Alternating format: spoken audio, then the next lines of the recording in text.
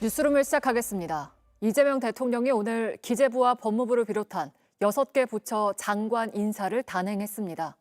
새 정부 검찰개혁 업무를 이끌 법무부 장관 후보자에 친명 좌장 정성호 의원, 또 행정안전부 장관 후보자에는 오선의 윤호중 의원을 지명했습니다. 또 보건복지부 장관 후보자에는 정은경 전 질병관리청장을 지명했습니다. 먼저 김재형 기자입니다. 이재명 정부의 첫 기획재정부 장관 후보자로 구윤철 서울대 경제학부 특임교수가 지명됐습니다. 구 후보자는 문재인 정부에서 국무조정실장과 기획재정부 2차관을 지내 정책통으로 불립니다. 국가재정은 물론 정책 전반에 대한 높은 전문성을 토대로 대한민국 성장의 길을 찾을 적임자입니다. 교육부 장관 후보자로는 이진숙 전 충남대 총장이 발탁됐습니다. 이 전 총장은 대통령 직속 국가과학기술자문회의 위원으로 활동했고 지난 대선에서 이 대통령의 공약인 서울대 10개 만들기 추진위원장을 맡았습니다. 법무부 장관 후보자에는 정성호 민주당 의원이, 행정안전부 장관 후보자엔 윤호중 민주당 의원이 지명됐습니다. 정 의원은 이재명 대통령과 사법연수원 18기 동기이자 38년지기로 원조 친명 좌장으로 불려왔습니다. 오선의 윤 의원은 지난 대선 총괄 선대본부장을 지냈고 국회 법사위원장을 지냈습니다. 산업통상자원부 장관 후보자에는 기획재정부 출신의 김정관 두산 에너빌리티 사장이 지명됐는데 배경훈 과학기술정보통신부 장관 후보자에 이어 두 번째 기업인 출신입니다. 보건복지부 장관 후보자로는 정은경 전 질병관리청장이 지명됐습니다. 이로써 국토교통부와 문화체육관광부를 제외한 초대 내각 장관 인선이 마무리됐습니다. 민정수석으로는 대검찰청 차장검사를 지낸 봉욱 변호사가 지명됐습니다. 사퇴한 오광수 전 민정수석에 이어 다시 검찰 출신입니다. JTBC 김재현입니다. 오늘 발표에서 특히 눈에 띄는 건 윤호중 행안부 장관 후보자와 정성호 법무부 장관 후보자입니다. 윤 후보자는 일찍부터 법무부 장관 하마평에 올랐는데 국정 운영 중추인 행안부를 이끌게 됐고 친명 좌장 정 후보자는 검찰 출신 봉욱 민정수석과 검찰 개혁 임무를 맡게 됐습니다. 강버들 기자입니다. 윤 후보자는 국민 행복이 민주주의의 척도라는 신념을 가진 정책통입니다. 폭넓은 소통으로 중앙과 지방이 협업하는 체계를 만들 것입니다. 국회의원에 5번 당선된 윤호중 행안부 장관 후보자는 문재인 정부 때 민주당 지방혁신균형발전 추진단을 이끌었습니다. 행안부 장관이 사회부총리를 겸하는 식으로 정부 조직 개편이 이뤄질 경우 각 부처 그리고 지방정부와의 현안 조율에 제 역할을 할 거란 기대를 받습니다. 그래도 예상 밖 인사라는 반응이 나옵니다. 윤 후보자가 줄곧 법무부 장관에 거론되어 왔기 때문입니다. 21대 국회 법제사법위원장을 지내며 검경 수사권 조정, 공수처 설치를 주도한 데다 법조인 출신이 아니란 점도 검찰개혁의 적임자라는 분석에 힘을 실었습니다. 하지만 이재명 대통령은 법무부 장관 후보에 자신의 사법연수원 동기로 국회 형사사법체계 개혁 특별위원장을 맡았던 정성호 민주당 의원을 지명했습니다. 사법개혁에 대한 광범위한 이해와 정책 능력을 보유하고 있습니다. 내실 있는 검찰개혁의 아이콘이 될 것으로 기대합니다. 대통령실 관계자는 검찰개혁을 안정적으로 뒷받침하려는 포석이라고 했습니다. 또 대통령의 스타일은 일만 잘하면 되는 것이라며 법조인 출신의 38년직이란 점 등은 문제가 되지 않았다는 식으로 설명했습니다. 정 후보자는 지명 이후 페이스북에 12.3 비상계엄으로 무너진 민주주의와 법치주의를 복원하고 권력기관 정상화라는 시대적 소명을 위해 최선을 다하겠다는 입장을 밝혔습니다. 정 후보자는 검찰 출신 봉욱 민정수석과 함께 새 정부 검찰개혁을 이끌게 됐습니다. 서울대 법대를 나온 정 후보자와 봉 수석은 사법연수원 한개수 선후배 사이입니다. JTBC 강버들입니다.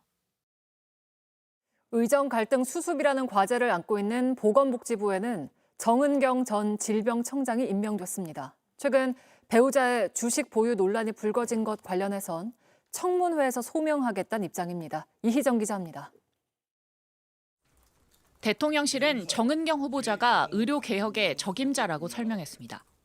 의료 대란 등의 위기를 회피하지 않고 각계와 소통하며 해법을 제시할 수 있는 역량 있는 인물입니다. 특히 정 후보자가 국민 추천제로 다수의 추천이 접수된 인물이라는 점을 강조했습니다. 의사 출신인 정 후보자는 코로나19 팬데믹 유행 당시 질병관리청장을 맡아 이른바 K-방역을 세계에 알린 보건 전문가입니다. 감염병 위기 때마다 역할을 했었습니다. 예. 그래서 이제 그런 현장 경험들이 유용할 때가 있을 거라고 생각하고요. 이제 제어의 역할이 필요하면 언제든지 저의 역할을 다 하고 지난 대통령 선거 과정에서 당 총괄 선대위원장을 맡으며 일찌감치 장관 하마평에 올랐지만 최근 배우자 주식 투자 논란이 불거지며 순위에서 멀어졌다는 분석이 나왔습니다. 하지만 대통령실은 인사청문회에서 충분히 소명이 가능하다고 판단한 것으로 전해졌습니다. 국민들의 판단을 존중하다는 입장을 갖고 있고요. 아마 청문회를 지켜보시면 많은 부분에 또 국민들이 납득하실 수 있을 거다.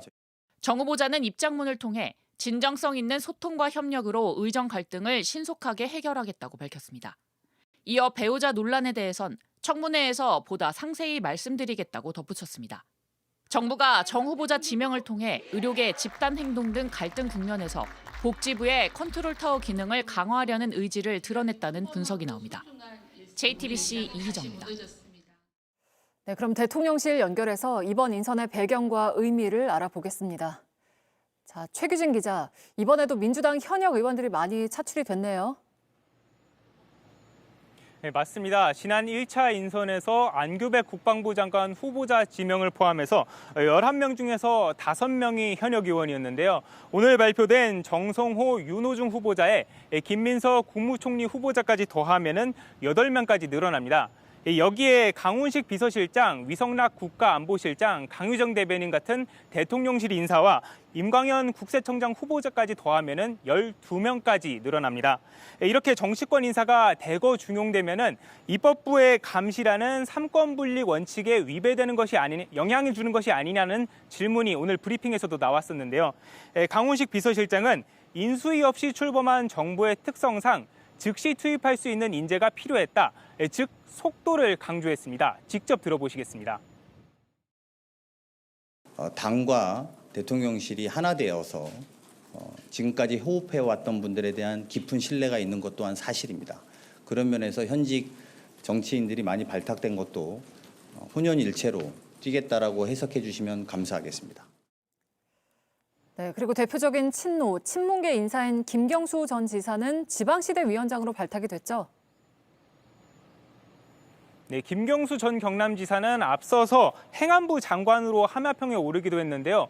오늘 인선에서는 대통령 직속 지방시대 위원장의 장관급 인사에 임명이 됐습니다.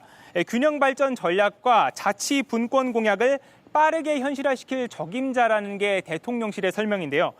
김 전 지사는 대선 과정에서는 이전 이 대통령과 경쟁을 해왔지만 이후에는 선대위 총괄 선대위원장을 맡았었는데 비명계를 끌어안으려는 통합 인선 행보라는 분석도 나옵니다. 오유경 식약처장은 유임됐는데 송미령 농식품부 장관에 이어서 전 정부 인사가 유임된 두 번째 사례입니다.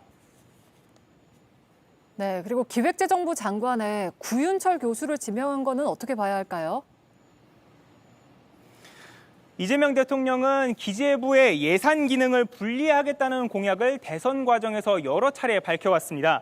때문에 기재부 장관만큼은 정치인이나 교수 출신이 아닌 관료 출신을 임명할 것이다. 기재부 사정을 잘 아는 내부 인사를 발탁할 것이라는 분석이 많았었는데요. 실제 구윤철 후보자는 기재부 예산실장과 2차관 그리고 국무조정실장을 지낸 정통 관료 출신 인사입니다. 대통령실은 기재부 안팎을 두루 살핀 만큼 구 후보자가 국정 운영과 경제 성장에 핵심 역할을 해줄 인물이라고 설명했습니다. 지금까지 용산 대통령실에서 JTBC 최규진입니다.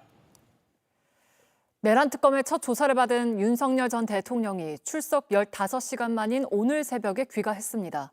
특검은 조사할 내용이 상당히 많이 남았다면서 곧바로 내일 오전 9시까지 다시 출석하라고 통보를 했는데 즉답하지 않던 윤 전 대통령 측은 조금 전 다음 달 3일 이후로 기일을 바꿔달라고 요청했습니다. 임예은 기자입니다.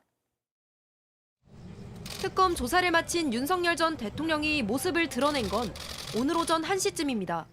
네, 오후 조사 돌연 거부하신 이유가 뭡니까? 전날 오전 9시 50분쯤 출석해 15시간 만에 조사가 끝난 겁니다. 첫 조사를 마친 내란 특검은 윤 전 대통령의 내일 오전 9시까지 다시 출석하라며 2차 소환 조사를 통보했습니다. 조서 열람 시간과 식사 시간 등을 제외하고 실제 조사가 이뤄진 시간은 5시간에 불과했기 때문입니다. 특검은 조사 직후 조사할 것이 상당히 많이 남아있다며 횟수에 제한을 두지 않고 필요하다면 소환하겠다고 밝혔습니다. 첫 대면 조사에서 특검은 비상계엄 선포 전후의 국무회의 의결 과정과 외환 혐의에 대한 조사를 이어갔습니다. 체포 방해 혐의에 대한 조사는 중간에 중단되기도 했습니다. 특검의 2차 출석 통지에 즉답하지 않던 윤 전 대통령 측은 오늘 오후 특검의 출석 기일 변경을 요청했습니다. 내일로 예정된 조사를 7월 3일 이후로 미뤄달란 겁니다. 변호인단은 입장문을 내고 이틀 만에 다시 소환하는 건 윤 전 대통령의 건강과 방어권 보장을 고려할 때 촉박한 일정이라고 설명했습니다. 또 특검의 두 번째 출석 요구는 피의자나 변호인단과 사전 협의 없이 일방적으로 통지한 것이라며 명백한 관계법령 위반이라고도 주장했습니다. JTBC 임예은입니다. 윤석열 전 대통령은 어제 한때 조사를 거부했습니다. 박창환 총경이 체포 저지 혐의와 관련해 조사자로 나서자 바꿔달라며 버틴 건데요. 그런데 박 총경은 윤 전 대통령을 체포한 당사자도 아니었던 것으로 드러났습니다. 이자연 기자입니다. 내란 특검은 윤 전 대통령의 체포 저지 의혹으로 조사를 시작했습니다. 그런데 윤 전 대통령 측 돌연 조사자 교체를 요구했습니다. 조사를 진행한 박창환 총경이 윤 전 대통령 체포를 지휘한 당사자라는 이유를 들었습니다. 윤 전 대통령 측은 체포가 불법이었다며 관련자들을 무더기 고발한 상태입니다. 박창환 총경은 1월 15일 날 불법적으로 저희 대통령 공간으로 들어왔던 당사자입니다. 3시간가량 파행이 이어졌습니다. 경찰은 박 총경은 2차 체포영장 집행 때만 현장에 나갔고 이는 경호차장과 경호본부장 체포를 위해서였다고 즉각 반박했습니다. 경찰은 오늘 재차 입장을 내고 박 총경은 당시 두 사람에 대한 영장을 송진호 변호사에게 직접 제시했고 논란조차 없었던 명백하게 적법한 영장이었다고 밝혔습니다. 특검은 검사나 경찰 상대로 고소고발이 빈번한데 고발됐다고 해서 업무를 배제한다면 사법 형사 절차가 마비될 것이라며 허위 사실로 수사를 방해하는 건 선을 넘는 행위라고 강하게 맞섰습니다. 윤 전 대통령 대리인단은 경찰이 조사를 주도한 것 자체를 문제 삼기도 했습니다. 대리인단은 오늘도 입장을 내고 특검 수사는 사법경찰관이 일체의 신문을 하고 있어 형사소송법이 규정한 신문의 방식에 어긋난다고 주장했습니다. 총경도 수사관으로 파견이 돼 있을 거예요. 조사하는 건 문제가 없죠. 수사관도 사법경찰관으로서 충분히 조사할 수 있는 거죠. 특검이 체포 저지 혐의와 관련해선 조사자를 바꾸지 않을 방침이기 때문에 이 부분은 윤 전 대통령 조사의 불씨로 계속 남을 것으로 보입니다. JTBC 이자연입니다. 네, 중간에 조사가 중단됐지만 15시간 동안 어디까지 조사가 진행이 됐는지 법조팀의 여도형 기자와 함께 짚어보겠습니다. 자, 조사가 한때 파행을 겪긴 했는데 어디까지 조사가 진행이 됐습니까? 네, 사실관계 확인 정도만 진행됐다고 볼 수 있습니다. 어제 그나마 가장 길게 조사가 진행된 게 오후에 조사했던 국무회의와 외환 혐의 관련 부분인데요. 좀 보면서 설명드리겠습니다. 비상계엄 전 5분 국무회의 소집 경위와 비상입법기구 쪽지 등 계엄 관련 문건이 국무위원들에게 전달된 과정 등을 특검은 들여다보고 있습니다. 또 윤 전 대통령이 실제로 계엄 선포 전 명분을 만들기 위해서 무인 평양기 평양 침투나 오물풍선 원점 타격 등 방법으로 북한 공격을 유도했다라고 의심하고 있습니다. 다만 체포 방해와 비화폰 삭제 지시 혐의는 박창환 총경이 조사하는 걸 문제를 계속해서 지적하면서 제대로 진행되지 못했습니다. 네, 그러니까 바로 그 부분인데요. 윤 전 대통령을 또 부른다고 해도 경찰이 이제 조사를 하면 또 조사가 제대로 이루어지지 않을 가능성도 있습니까? 네, 그 부분을 특검도 잘 알고 있습니다. 그러나 추가 기소를 위해선 체포 방해 혐의 조사가 불가피하고 이 부분은 경찰이 지금까지 수사를 해온 거기 때문에 박 총경이 조사해야 한다는 원칙적 입장을 특검이 고수할 걸로 보입니다. 이미 어제도 조사 거부를 하자 수사 방해로 간주하겠다. 이렇게 내란 특검보가 중간에 내려와서 기자들에게 설명을 했습니다.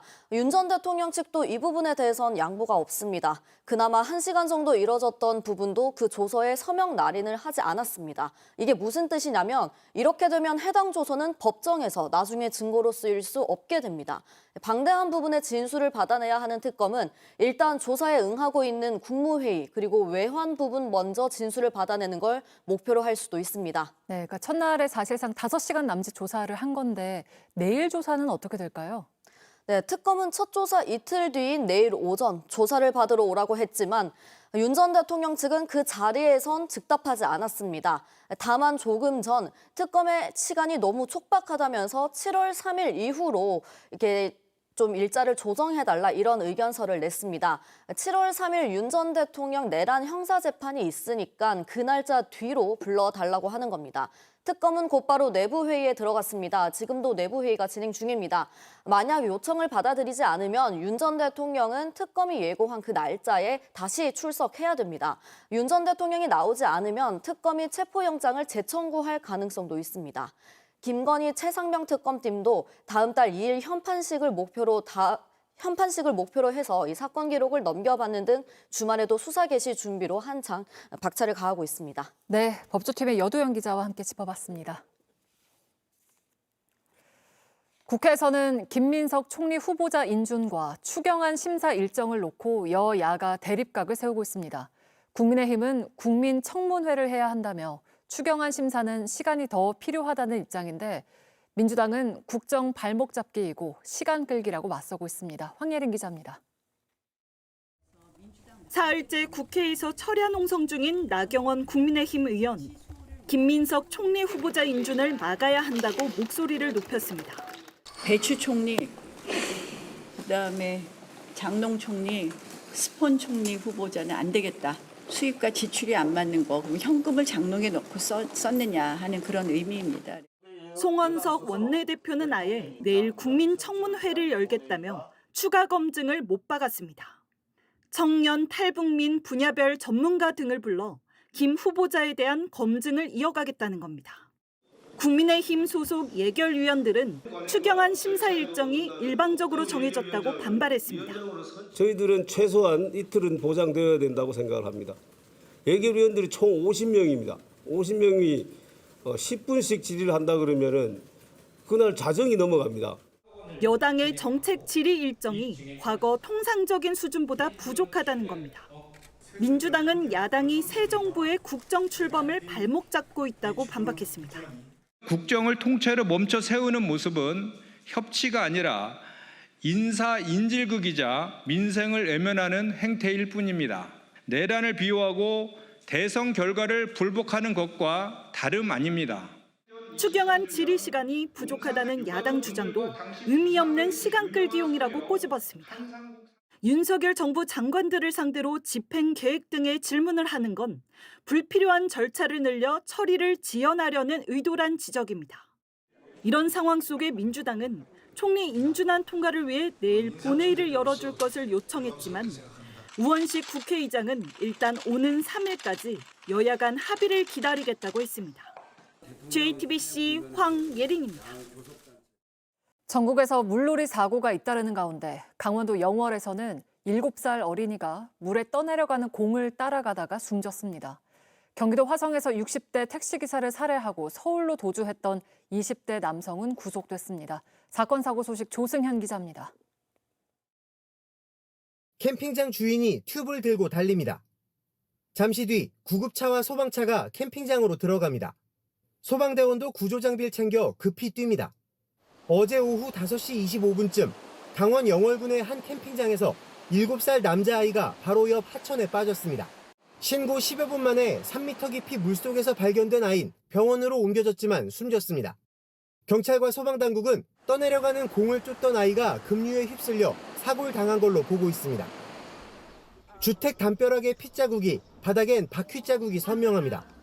지난 26일 새벽 경기 화성시 비봉면에서 20대 남성이 60대 택시기사를 살해한 곳입니다.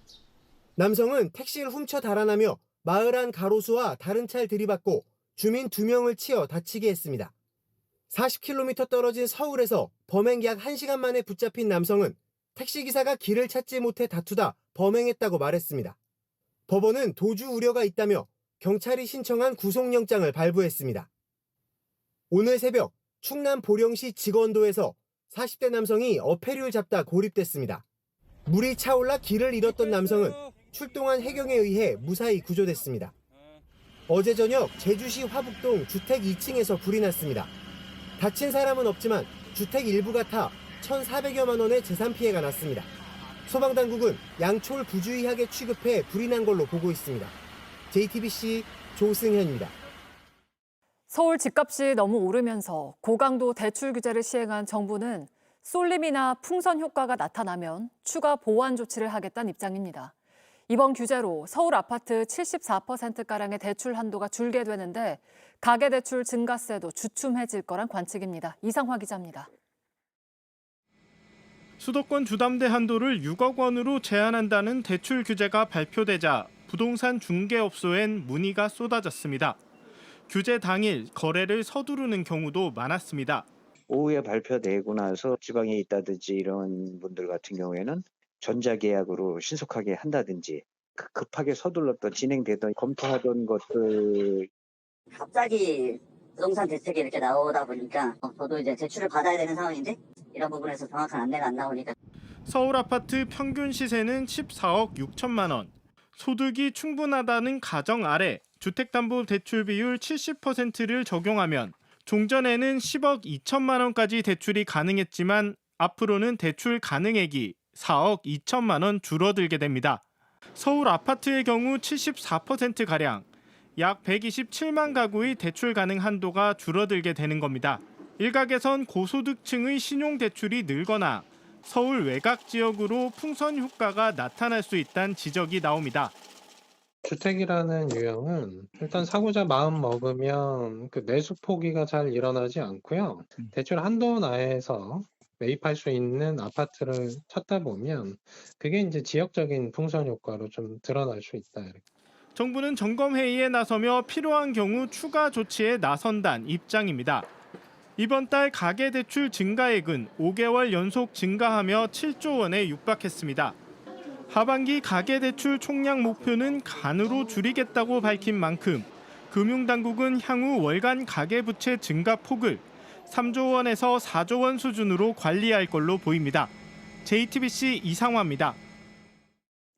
네, 지금부터는 윤석열 전 대통령의 내란 특검 수사 전망과 관련해서 임주회 변호사와 함께 다시 한번 이야기 나눠보겠습니다. 어서 오세요. 네, 안녕하세요. 네, 지금 보면 특검은 윤 전 대통령에게 내일 오전 9시까지 다시 이제 출석하라고 통보를 했는데 윤 전 대통령은 7월 3일 이후로 날짜를 좀 바꿔달라고 했어요. 특검이 이 요청을 받아들일까요? 어떨까요? 가능성은 열려 있습니다. 7월 3일에는 윤석열 전 대통령의 내란 형사재판 9차 공판기일이 예정되어 있습니다. 네. 이미 28일 토요일에 하루 종일 굉장히 고강도로 대면 조사가 진행이 됐으니까 다음에 있을 형사재판 준비를 위해서도 지금 2차 소환에는 응하는 것이 건강상의 이유도 그렇고 일정상으로도 촉박하다는 것이 윤석열 전 대통령 측의 주장인데요. 네. 특검 측에서는 이런 사유를 감안해서 한 차례 정도는 변경을 받아들일 가능성은 열려 있습니다.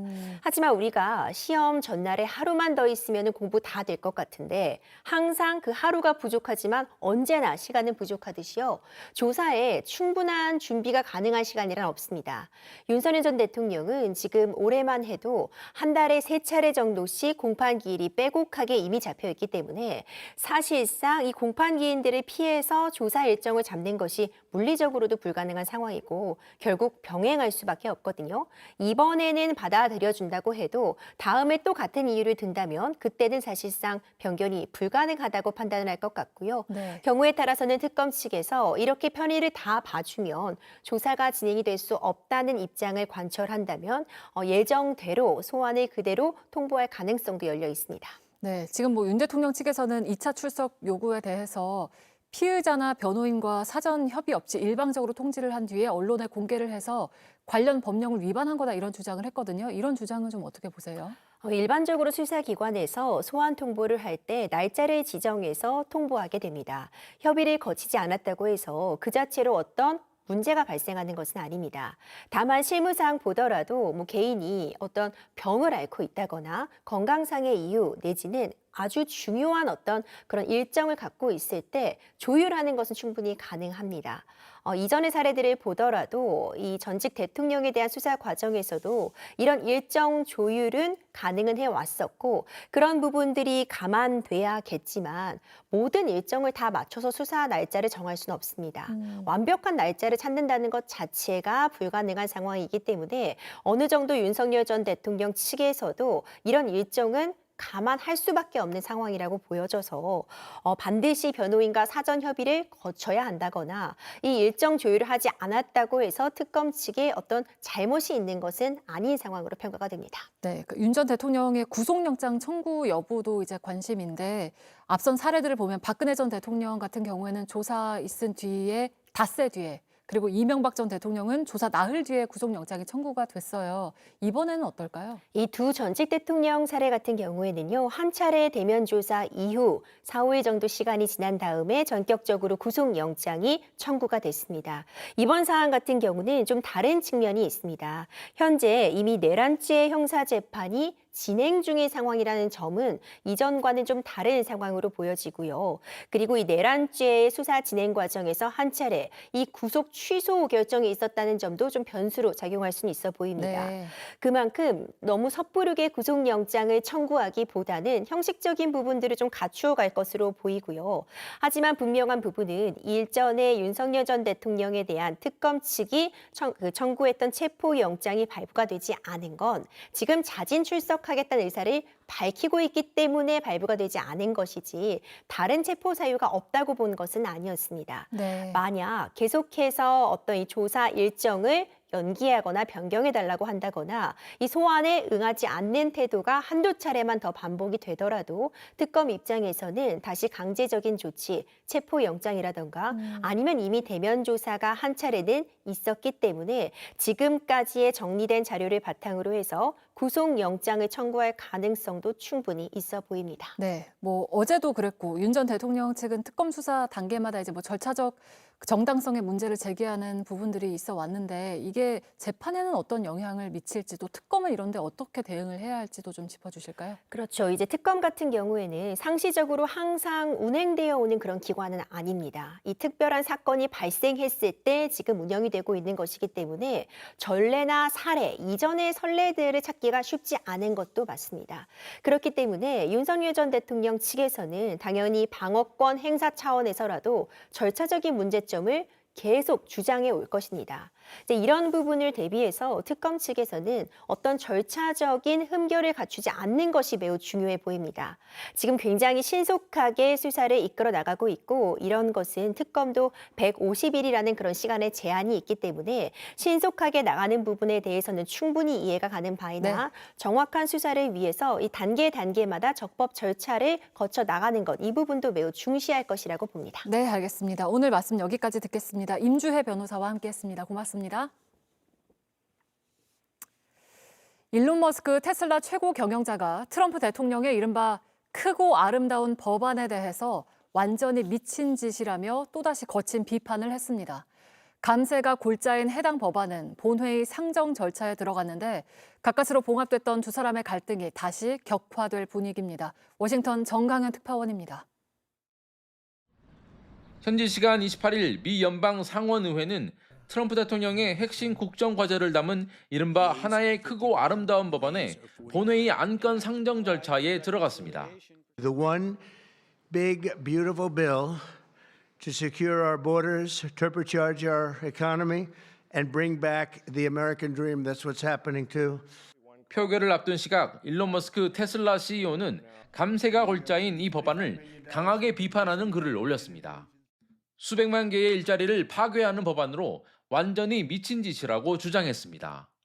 머스크는 특히 해당 법안에 담긴 청정에너지 세제 혜택 폐지와 전기차 지원 종료 등에 대해 강한 반감을 드러낸 것으로 풀이됩니다. 앞서 미 하원에서 해당 법안이 통과되고 상원 논의가 시작된 직후에도 역겨운 쓰레기 등 거친 표현을 써가며 심지어 트럼프의 탄핵을 지지한다는 뜻까지 나타낸 바 있습니다. 당시 트럼프는 완전히 미쳐버렸다며 한때 최측근이었던 머스크와의 관계 단절을 공개적으로 선언하기도 했습니다. But I'm very disappointed in Elon. I've helped Elon a lot. 이후 머스크가 자신의 발언을 후회한다고 밝히고 트럼프가 사과를 수용하면서 충돌은 가까스로 일단락됐습니다. The president acknowledged the statement that Elon put out this morning, and he is appreciative of it. 하지만 미 상원이 법안 처리에 속도를 내면서 또다시 갈등이 불거진 것으로 보입니다. 아직까지 트럼프 대통령의 반응은 전해지지 않고 있지만 두 사람의 갈등이 다시 격화될 경우 주식시장 등에 어떤 파급력을 미칠지 관심이 쏠리고 있습니다. 워싱턴에서 JTBC 정강현입니다. 미국 뉴욕타임스가 게임 오버라고 혹평하는 등 평가는 엇갈렸지만 넷플릭스 시리즈 오징어 게임 시즌3가 공개 하루 만에 글로벌 1위를 차지했습니다. 글로벌 OTT 순위 집계 사이트 플릭스 페트롤에 따르면 어제 기준 미국과 영국 등 93개국 모두에서 1위에 올랐습니다. 야, 이탈리아산 복격기. 네. 고쟁이. 이상윤 축구 해설위원이 지난 27일 프로축구 김천과 전북의 경기를 중계하다가 전북의 이탈리아 출신 선수 콤파뇨를 이렇게 표현해 논란이 일었습니다. 팬들은 인종차별적 발언이라며 비판했고 이상윤 위원은 소셜미디어에 자필 사과문을 올렸습니다. 이 위원은 부적절한 표현이라는 걸 인정하며 깊이 반성한다고 밝혔습니다. 1000만 관중 시대를 맞은 야구장에 올해 젊은 여성 팬도 더 늘었다고 합니다. 유니폼이나 응원 도구 같은 야구 용품을 사 모으면서 아이돌 팬덤 문화처럼 번져가기도 한다는데요. 야구의 매력 김민광 기자가 취재했습니다. 한때 프로야구는 중장년층 남성의 전유물이나 다름없었습니다. 경기가 안 풀릴 때면 욕설과 폭력이 난무하기도 했습니다. 하지만 이제 야구의 인기를 이끄는 건 2030 여성 팬입니다. 올해 야구장을 찾은 관중에서 2030 여성들이 차지하는 비율은 38.3%로 역대 최고치를 기록했습니다. 팬층이 달라지자 분위기도 확 바뀌었습니다. 여성 팬들은 마치 아이돌 콘서트장을 방문하듯 경기장을 찾습니다. 유니폼은 필수인가? 이 선수들 나올 때 흔들면 짝짝이나 인형은 그냥 약간 소장용도 있고 야구장 배경으로 찍으면 이뻐가지고. 경기 전에는 굿즈샵에도 꼭 들립니다. 각 구단들도 여성 팬들을 겨냥해 매년 다양한 굿즈를 선보이고 있습니다. 저마다의 이유로 프로야구에 입문한 여성들은 야구장의 다양한 재미에 점점 더 빠져들고 있습니다. 아빠의 조기교육 덕분에 처음 직관을 SSG로 갔었어가지고 그때 이기고 나서 먹는 거요? 김치 말이국수? 김치가 진짜 맛있어요. 더우니까 시원하게.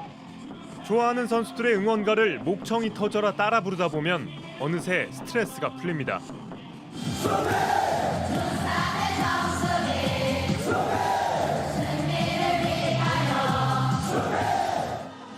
맛있는 음식들도 먹을 수 있습니다. 주말에는 되게 줄이 길어서 포기한 적도 많은데 오늘은 그나마 조금 짧아서. 야구에 푹 빠진 건 국내 여성뿐만은 아닙니다.